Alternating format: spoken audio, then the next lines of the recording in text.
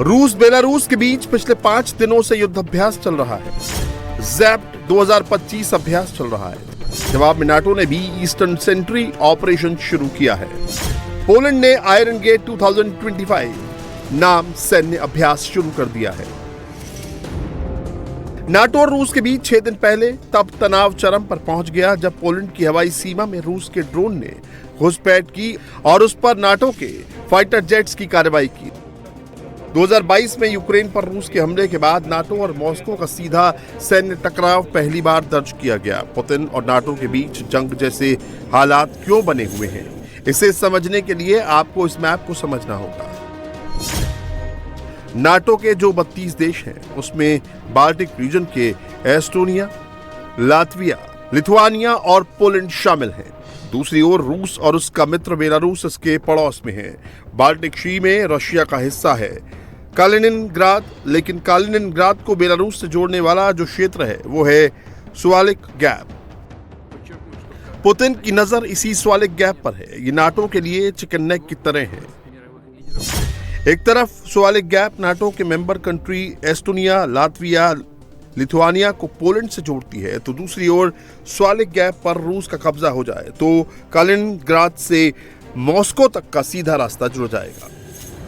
Putin के इसी mission Kaliningrad से नाटो देशों की टेंशन बढ़ गई है, क्योंकि पुतिन ने एक तरफ कालिनिनग्राद में अपनी जंगी बेड़ों को तैनात कर दिया है, तो वहीं दूसरी ओर बेलारूस में पोलैंड बॉर्डर के पास युद्धाभ्यास कर रहा है। युद्धाभ्यास में मॉडर्न वॉरफेयर को शामिल किया गया है। ड्रोन भी हैं, इलेक्ट्रॉनिक वॉरफेयर भी है, न्यूक्लियर हथियारों का इस्तेमाल और हाइपरसोनिक मिसाइलें भी शामिल हैं। कालिनिनग्राद रूस का एक छोटा इलाका है जो पोलैंड और लिथुआनिया के बीच फंसा है। यहां रूस ने स्कंदर एम बैलिस्टिक मिसाइलें तैनात की हैं।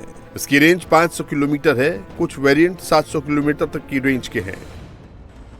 मतलब रूस के स्कंदर एम बैलिस्टिक मिसाइल की जद में नाटो के कई देश हैं। लिथुआनिया, लातविया, एस्टोनिया और पोलैंड तो हैं। जर्मनी, स्वीडन और डेनमार्क को भी कालिनिनग्राद से तबाह किया जा सकता है। स्कंदर न्यूक्लियर वॉरहेड ले जा सकती है, जो नाटो के लिए बड़ी चुनौती है।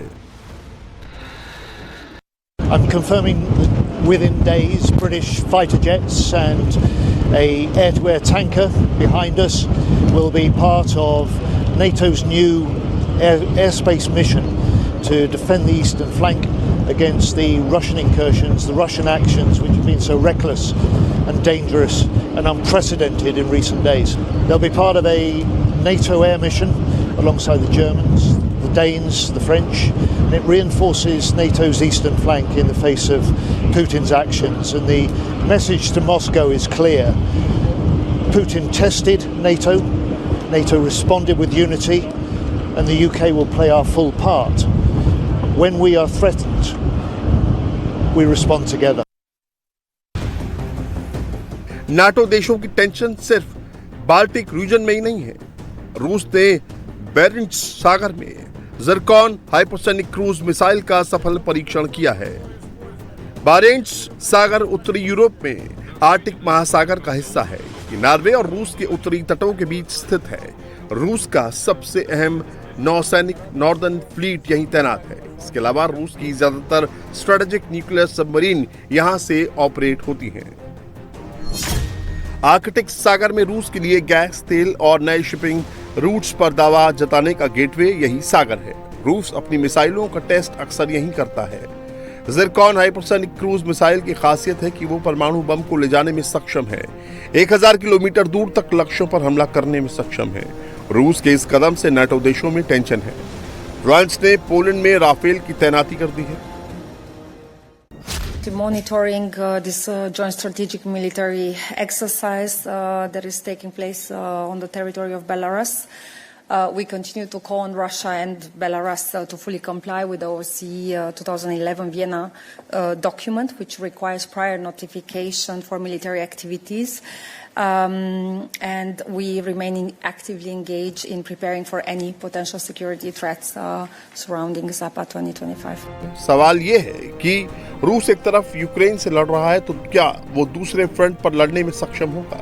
इसे समझने के लिए रूस और नाटो की ताकत को समझना होगा। अगर रूस की ताकत की बात करें तो यूक्रेन युद्ध के बावजूद रूस की सेना बड़ी है, लेकिन सैंक्शंस से कमजोर हुई कालिनिनग्राद में न्यूक्लियर मिसाइलें इसका फायदा उठाती हैं। रूस का फोकस हाइपरसोनिक हथियारों पर है। तो वहीं नाटो की ताकत की बात करें तो 32 देशों का समूह है, जिसमें अमेरिका, ब्रिटेन, फ्रांस, जर्मनी जैसे पावरफुल देश हैं। अगर इन सभी को मिला दें तो रूस से करीब 3 गुना ज्यादा ताकतवर हो जाएंगे। यूरोपीय नाटो में पोलैंड, तुर्की, जर्मनी प्रमुख हैं। नाटो में यह डील है कि अगर कोई नाटो पर हमला करता है तो सभी देश मिलकर अटैक करेंगे। यूक्रेन में यह फॉर्मूला इसलिए लागू नहीं हो पाया क्योंकि यूक्रेन नाटो का मेंबर नहीं बन पाया था। ऐसे में अगर पोलैंड के साथ जंग होती है तो शायद ये महायुद्ध का रूप ले लेगा।